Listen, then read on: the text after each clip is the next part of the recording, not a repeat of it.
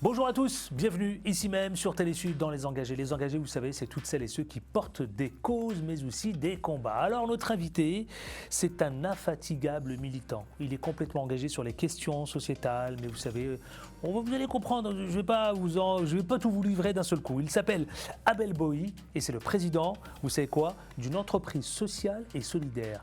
Tous uniques, tous unis. C'est parti, générique.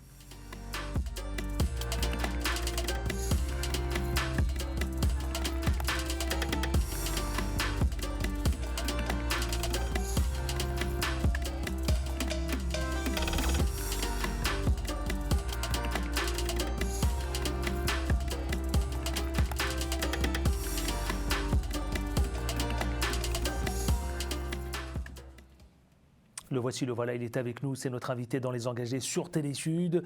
Monsieur le Président Abel Boï, bonjour. Bonjour Adil. Comment ça va? Vous allez bien? Très bien, merci beaucoup. Ravi de vous recevoir ici sur ce plateau des Engagés parce que vous l'êtes complètement. Vous êtes non mais quand je dis inlassablement infatigable, c'est vraiment le mot. Merci pour l'invitation et c'est un grand plaisir pour moi d'être avec vous ici aujourd'hui. Et on va parler, vous êtes le président, le boss de Tous Uniques, Tous Unis. C'est une plateforme, c'est une entreprise solidaire et sociale. On va en parler. Avant, je voudrais juste qu'on rappelle à celles et ceux qui nous regardent, vous avez écrit un ouvrage qui est paru en 2020, d'accord, aux éditions Brochet? C'est aux éditions FR Publications. FR Publications. Qu'est-ce qu'être français?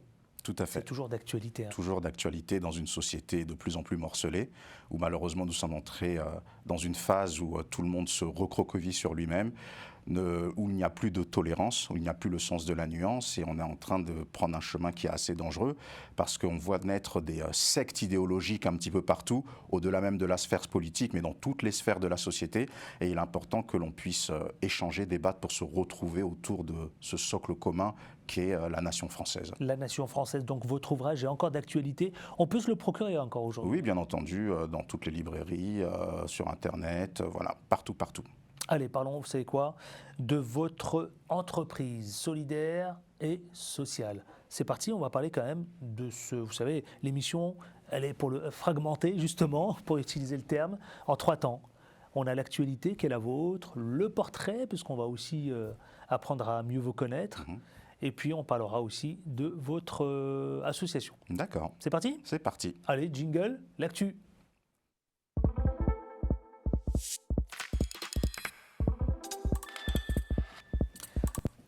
L'actualité du moment m'amène tout simplement, vous allez comprendre pourquoi, tous uniques, tous unis, mais quand on parle de citoyenneté, quand on parle de la nation, vous l'avez dit, vous avez employé, vous avez lâché le terme de la nation. Aujourd'hui, certains disent que on est en train de traverser des fractures avec la réforme des retraites, avec les gilets jaunes, avec le Covid, avec cette nouvelle société française qui est en train de s'installer, ce nouveau monde. Est-ce qu'elle est révélatrice? Est-ce que c'est fluorescent, justement, ces fractures? Est-ce que vous les captez, vous, en tant que président, monsieur le président de Tous Uniques, tous Unis? Oui, bien sûr, nous les captons sur le terrain, mais je pense que ces fractures, nous les voyons venir depuis de très longues années. On peut rappeler déjà qu'en 1995, Jacques Chirac avait fait sa campagne présidentielle sur la thématique de la fracture sociale. Et malheureusement, rien n'a été fait. Moi, j'ai l'habitude de dire que... il y a une part des politiques qui, pendant 40 ans, avaient la main dans la poche en disant nous sommes les humains, nous sommes la solidarité. Oui. Il y avait l'autre part qui avait la main sur le cœur en se disant que nous sommes les plus intelligents. Et j'ai l'habitude de poser la question, qui a pris la main de la France ?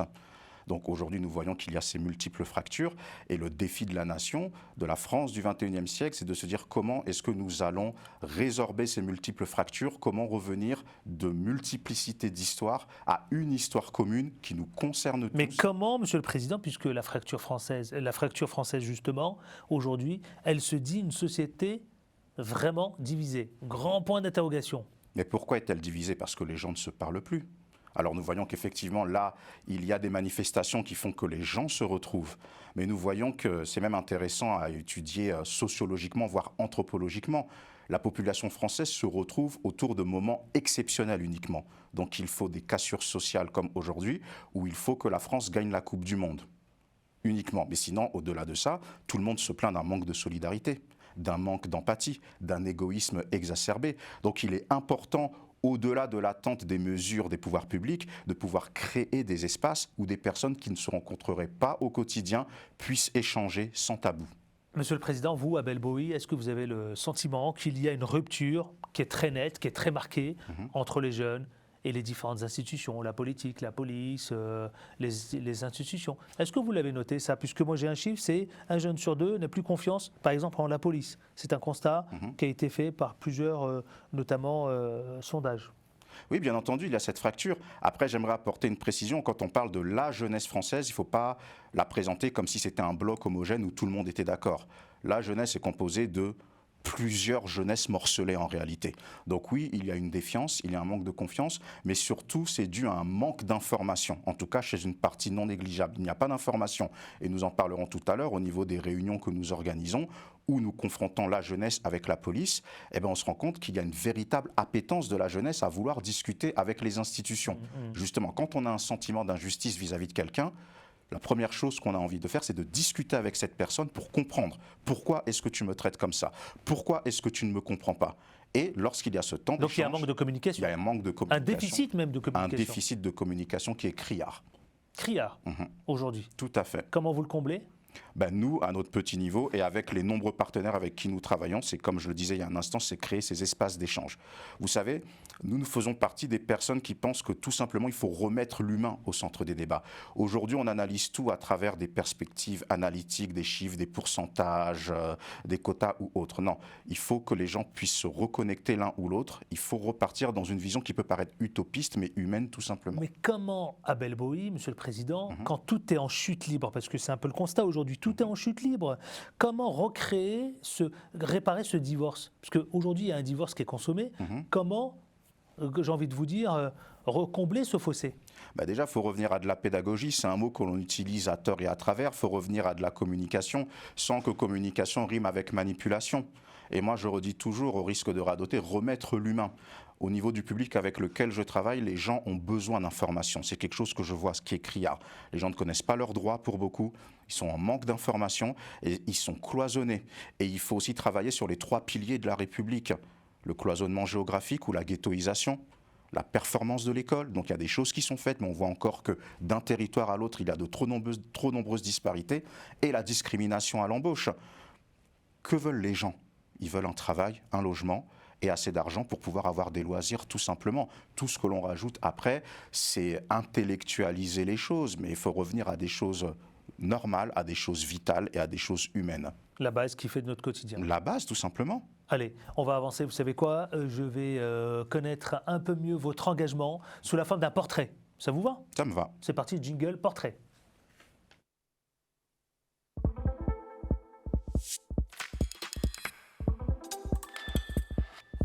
Alors là, je ne m'adresse pas au président de Tous Unis, Tous Unis, mais à Abel Bowie. On va mieux vous connaître. Abel Bowie, vous avez toujours été engagé dans votre vie depuis votre plus tendre jeunesse ou pas? Oui, mais l'engagement a été un engagement subi avant d'être un engagement voulu. C'est-à-dire que moi, j'ai grandi dans un quartier dit populaire, dans le 18e arrondissement à Paris, entre Barbès et Stalingrad, avec une mère qui s'est sacrifiée financièrement pour que je puisse aller à l'école privée.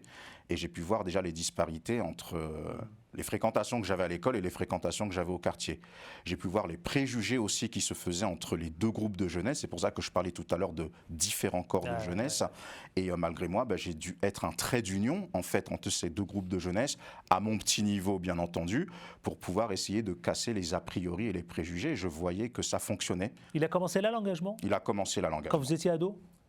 Même avant. Même avant. Dès l'école primaire. Dès l'école primaire. Dès l'école primaire, c'est une situation qui s'est imposée à moi. Pourquoi? Parce que vous avez vécu l'injustice, c'est ça? Quand vous vous retrouvez dans une classe où souvent vous êtes le seul noir, et je n'ai pas de discours victimaire, je le dis de façon très lisse, ou qu'il y a un noir, un arabe uniquement, et que des gens se posent des questions. Il y a des questions qui se posent, qui peuvent être blessantes dans leur forme, mais qui sont de vraies interrogations entre les enfants dans le fond. eh ben, vous voyez qu'il faut expliquer, il faut discuter. Moi, j'ai pu rencontrer des personnes qui n'avaient pas l'habitude on parle des années 80-90, c'est pas comme aujourd'hui, mais des personnes qui n'avaient pas l'habitude d'avoir beaucoup de Noirs, beaucoup d'Arabes, beaucoup d'Asiatiques dans leur entourage, en fait. Donc, il y a des questionnements. C'est vrai que des fois, il peut y avoir des petites moqueries, mais lorsque l'on prend le temps, qu'on essaye d'aller au-delà de la blessure humaine pour comprendre que ce n'est pas forcément de la méchanceté, ce n'est pas forcément du racisme, et ça, on en viendra aussi tout à l'heure, parce qu'il y a des personnes qui se posent des véritables questions dans un phrasé, dans des choix de mots, dans un vocable qui peut s'apparenter à un discours des extrêmes que l'on connaît et qu'on ne citera pas. Mais il faut avoir ce recul. Alors ce n'est pas un travail facile. Après, moi je l'ai fait et j'ai vu les résultats que ça a procuré et je me suis dit que ouais, peu importe le cheminement professionnel que j'ai, ce côté social, ce côté rassembleur, je le maintiendrai toute ma vie. Ce côté social, ce côté rassembleur. Abel Bowie, justement, est-ce qu'il y a une personnalité dans ce monde, en vie ou pas d'ailleurs, qui vous inspire, qui vous a inspiré? Je dirais Martin Luther King et Gandhi. Pour moi, ce sont des sommités, des exemples de résilience et des exemples en ce qui concerne la nuance dans l'appréciation d'une situation. Le fait de comprendre que la vie, c'est pas tout noir, pas tout blanc. C'est pas ami ou ennemi. Sur 5 sujets, vous et moi, on peut être d'accord que sur 2 sujets, avançons ensemble. Et sur les 3 autres, enrichissons-nous mutuellement avec le contradictoire, justement. Donc, je suis très attaché à leur message, je suis très attaché à leur spiritualité aussi, et je suis très attaché à tout le travail que ces personnes ont fait de leur vivant. Il y a une cause, un combat sur lequel vous êtes un peu plus sensible que d'autres? La jeunesse, les violences faites aux femmes et la situation du handicap. C'est d'ailleurs notre corps de travail au sein de la structure Tous Uniques, Tous Unis. Eh bien parlons-en, vous m'avez permis une belle transition. Belle transition. Allez, c'est parti, jingle, tout de suite. L'entreprise sociale et solidaire, votre association que vous présidez. C'est parti.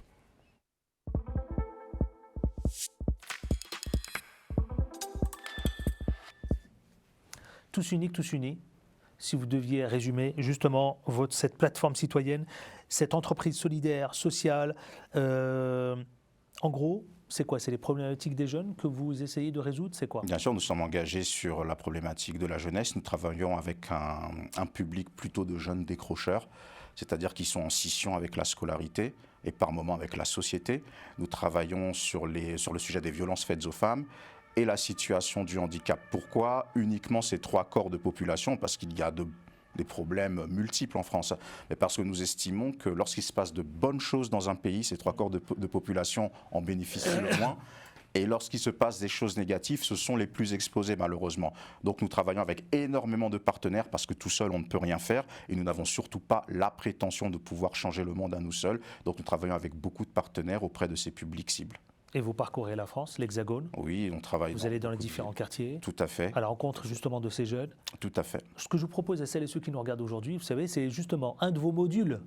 Vous allez rencontrer les jeunes. Tout à fait. Eh bien, on va découvrir, justement, on va aller plonger en immersion totale dans ce que vous faites, dans ce que vous proposez, cette interactivité que vous avez provoquée avec les jeunes. Regardons et on revient le commentaire. À tout de suite.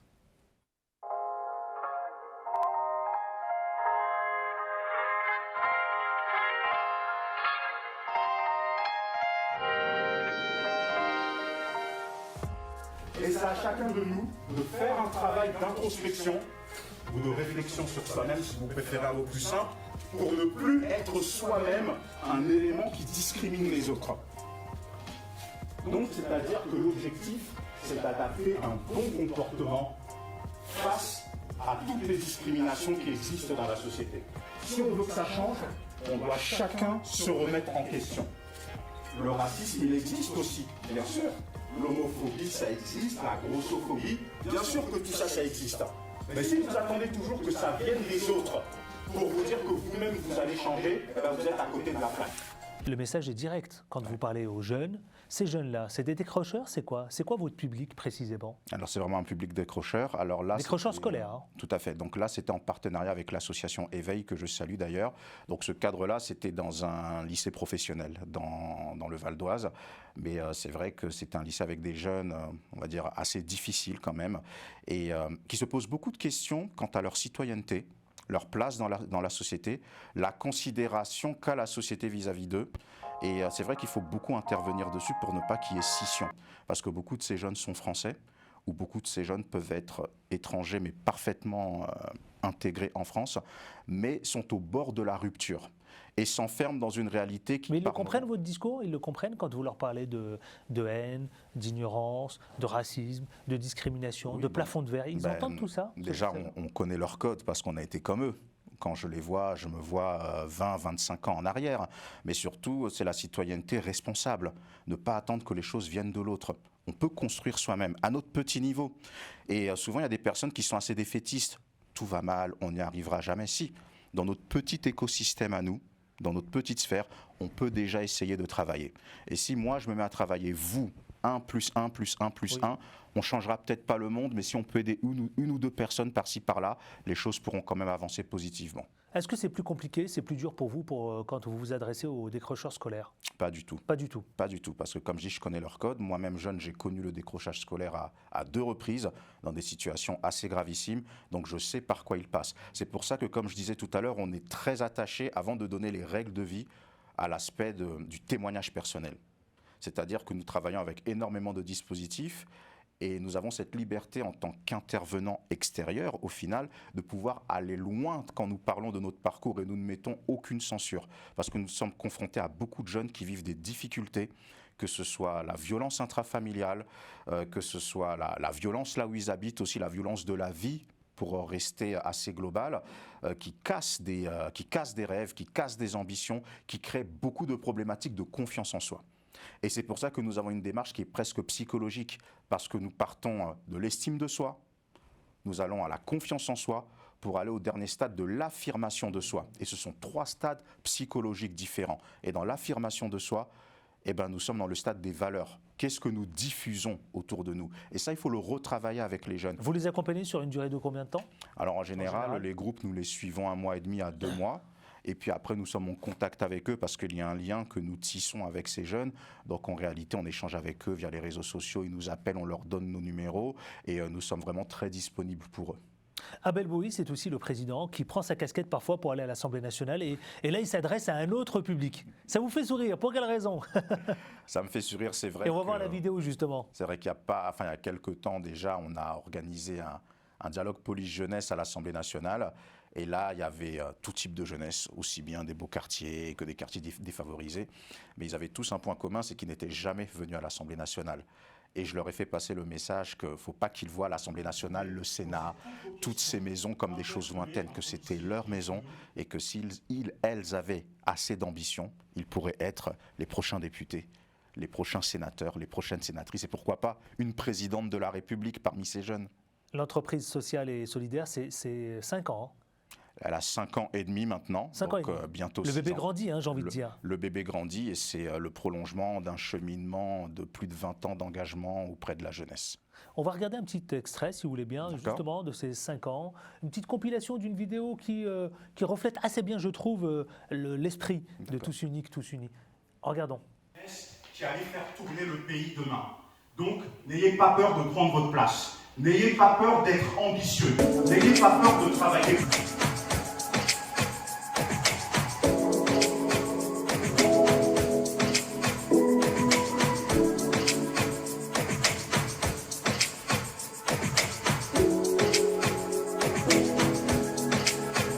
Et la réalité, c'est que moi, je vais aussi voir ces jeunes-là qui forcément ne connaissent pas la police. Et je pense aussi qu'il est notre devoir aussi en tant que policier de pouvoir expliquer nos actions pour être mieux compris. Mais quand on a une perception, tout le monde peut le faire, dès qu'il y a une image qui est forcément choquante, mais tout de suite et forcément on est choqué. Mais quand on n'a pas le début ni à la fin et que ce sont forcément des fois des images tronquées, forcément ça influe sur la manière de réfléchir à un jeune qui lui n'a pas, on va dire, la patience pour aller chercher l'information.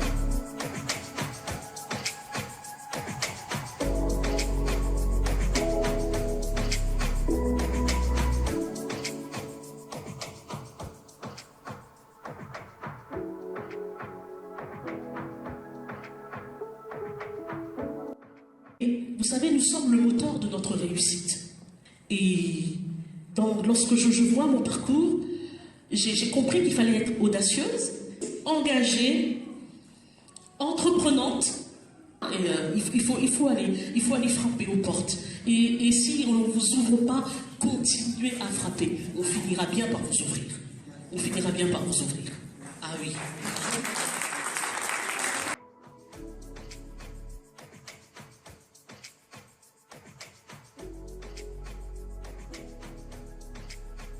Moi, en fait, j'ai la sclérose en plaques.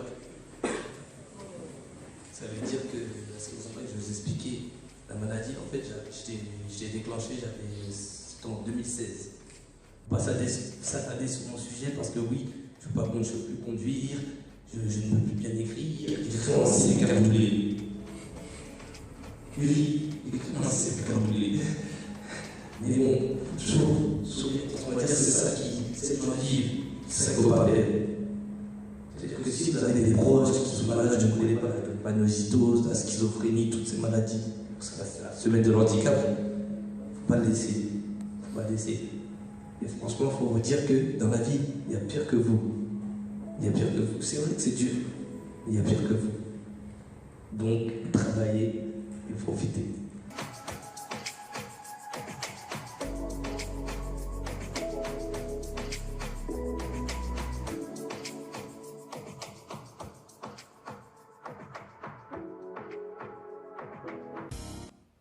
Monsieur le Président, quand on voit ça, vous n'arrêtez jamais, en fait. Vous êtes tout le temps en permanence à la rencontre des jeunes, des interventions comme on a pu le voir au sein de l'Assemblée nationale. Vous avez un calendrier qui s'étale sur quasiment toute la semaine. C'est quasiment du 7 jours sur 7, mais je tiens à remercier tous ces dispositifs, toutes ces associations, toutes ces structures qui nous font confiance. Parce que si elles ne nous faisaient pas confiance, on ne travaillerait pas autant. Donc nous travaillons dans une synergie, nous avons la même vision des choses et nous avons la même approche pédagogique vis-à-vis de ces jeunes. Alors Monsieur le Président, on a parlé des décrocheurs scolaires aujourd'hui. Quels sont les chantiers sur lesquels vous mettez l'accent dans tous uniques, tous unis? Donc il y a vraiment l'aspect de la citoyenneté très important. Très important la citoyenneté aujourd'hui. Parce que lorsqu'on arrive à sortir des méandres, des blessures de son parcours personnel, c'est pour réussir sa citoyenneté, c'est pour réussir, je dirais de façon plus globale, un projet anthropologique fort dans le pays dans lequel on vit. Alors aujourd'hui, on vit dans un monde globalisé. Ces jeunes sont en France aujourd'hui, demain, ils pourront déménager dans un autre pays, mais tant qu'ils sont ici, autant qu'ils puissent bénéficier de ce qu'il y a dans ce pays et eux-mêmes participer à construire le récit national. Donc la citoyenneté, important pour ces... Très important. C'est un marqueur? C'est vraiment le socle de notre activité, la citoyenneté, parce que nous voyons qu'il y a une grande défiance. Et ce n'est pas que ces jeunes n'aiment pas la France, mais ils se posent des questions. Et ce qui se passe, c'est que quand il n'y a pas des personnes pour expliquer, des fois ils vont sur les réseaux sociaux. Et ça fait des dégâts. Si vous tombez sur quelqu'un de bien, tant mieux. Mais on sait aussi ce qui peut arriver, les fake news aussi. Et il y a vraiment un gros travail d'éducation au numérique que l'on fait. Quel regard vous avez aujourd'hui sur cette jeunesse qui parfois se dit on manque de marqueurs, on manque d'indicateurs, qui est aussi parfois, vous savez, c'est un véritable constat, alarmant même parfois. Hein. L'effet miroir n'existe plus. C'est-à-dire qu'il n'y a pas, si vous voulez, ce marqueur d'espoir aujourd'hui. Alors la jeunesse se retrouve dans une situation assez confuse parce que par rapport à notre génération, nous, dans nos quartiers, comme on dit, on n'avait pas Internet, on n'avait pas de réseaux sociaux, il n'y avait pas de téléphone portable, il n'y avait pas de tablette. Donc aujourd'hui, ils ont cet outil qui est à la fois fantastique lorsqu'il est bien utilisé, mais qui est à la fois destructeur. Et c'est comment trouver l'équilibre, comment trouver le temps d'utiliser Internet pour accomplir mon objectif, sans oublier que je suis jeune, que j'ai besoin de me divertir, mais comment me divertir dans des proportions raisonnables en fait. Comment avoir le discernement pour déceler la fake news de la réalité. Donc il y a tout ça qui est très compliqué et aussi comment ne pas m'enfermer parce que j'ai un problème de manque de confiance en moi, parce que je n'arrive pas à m'insérer, à m'accomplir dans la société. Comment éviter le piège de l'enfermement? Oui, voilà, comment éviter le piège de l'enfermement dans les réseaux sociaux. Mais quand je dis réseaux sociaux, il n'y a pas que les plateformes que l'on connaît, il y a aussi certains jeux vidéo, les jeux en ligne aussi, qui peuvent être très addictifs et très dangereux. Vous dites qu'il est important d'organiser justement cette proximité avec les gens, d'organiser des discussions, d'échanger, de partage, tout ça, c'est important, parce que j'ai l'impression, Abel Bohi, Monsieur le Président, que c'est votre ADN, ça, de l'association. Mais c'est remettre de l'humain. Aujourd'hui, on a l'impression que pour résorber un problème, il faut sortir des chiffres grandiloquents, il faut parler de milliards jetés par-ci, de millions jetés par-là, alors que tout existe en fait. Et il faut revenir à la richesse humaine. J'aime bien quelque chose, vous dites, il faut retrouver ces lettres de noblesse. Oui. J'aime beaucoup ça. Ah, ça c'est beau. Ben, redonner ces lettres de noblesse à la nature humaine, à la relation humaine, au partage, à la solidarité. Après, bien entendu que ce n'est pas facile. Parce qu'aujourd'hui, nous sommes aseptisés, nous sommes dans une société de consommation qui nous broie, qui nous enferme dans un métro boulot dodo, qui nous éloigne les uns des autres, alors que nous sommes à l'ère des réseaux sociaux. Mais ces réseaux sociaux nous éloignent, nous isolent. Donc, il faut faire ce travail. Ce n'est pas facile. C'est pour ça qu'il faut travailler avec le maximum de personnes. Mailler le terrain avec un réseau le plus étendu. Et je suis toujours dans cette disposition et dans cette joie de rencontrer des nouvelles personnes. Parce que nous nous complétons. Nous sommes tous des pièces de puzzle, les uns et les unes pour les autres. Il y a des choses que je peux faire et ce que je ne peux pas faire, vous pouvez le faire. Et c'est comme ça que ça fonctionne. On arrive déjà au terme. Des engagés. Quels sont les chantiers qui vous attendent là prochainement dans cette entreprise sociale et solidaire justement? Quelle est la vôtre? Nous continuons de développer notre activité. Nous avons commencé à travailler depuis quelques mois aussi avec le centre de formation du Paris Saint-Germain. Et je remercie le Paris Saint-Germain pour cette confiance parce que pendant des années, les centres ont accentué sur la performance sportive au détriment de la performance citoyenne, entre guillemets. Et nous sommes sur ça, le comportement du champion. J'aimais bien justement l'intervention au PSG. Justement, avant de démarrer cet enregistrement, vous parliez de succès et d'esprit. Tout à fait, je dis toujours auprès de ces gamins, auprès de ces jeunes sportifs. Le succès du sport, c'est bien, mais l'esprit du sport, c'est essentiel.